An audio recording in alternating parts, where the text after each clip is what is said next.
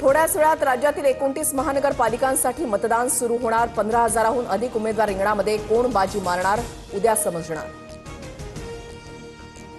राज्यात भाजपची तर मुंबईमध्ये ठाकरे बंधूंची प्रतिष्ठा पणाला। 227 प्रभागातून सर्वाधिक 1700 उमेदवार रिंगणात। इचलकरंजी आणि जालन्यामध्ये पहिल्यांदाच लोकशाहीचा उत्सव।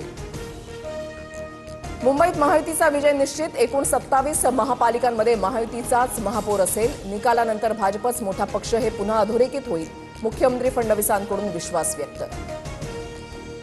परप्रांतीयांना मारणं हा मराठी माणसांचा विकास नाहीये। मराठीच काय मराठी माणूस देखील ठाकरेंसोबत नाहीये। फडणवीसांची राज ठाकरेंसह उद्धव ठाकरेंवर टीका। ईव्हीएमला पाडू मशीन जोडण्यात येणार। मतदानाच्या वेळेला मतदाराला मोठ्या डिस्प्लेवर माहिती दाखवणं हा मुख्य उद्देश। मात्र पाडू मशीन मुंबईमध्ये कुठेही सरसकट वापरलं जाणार नाही। निवडणूक आयोगाकडून स्पष्ट।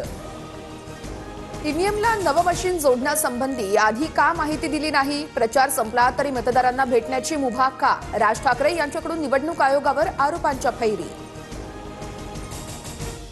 पुणे महापालिकेच्या 165 जागांसाठी आज मतदान। अजित पवारांसह मुरलीधर मोहोळ यांची प्रतिष्ठा पणाला। चेंबूरच्या प्रभाग क्रमांक 153 मध्ये काही जणांचा पोलिंग बूथवर बोगस आयडीद्वारे प्रवेश। ठाकरे गटाच्या कार्यकर्त्यांनी रंगेहात पकडल्यानंतर परिसरात तणावाचं वातावरण।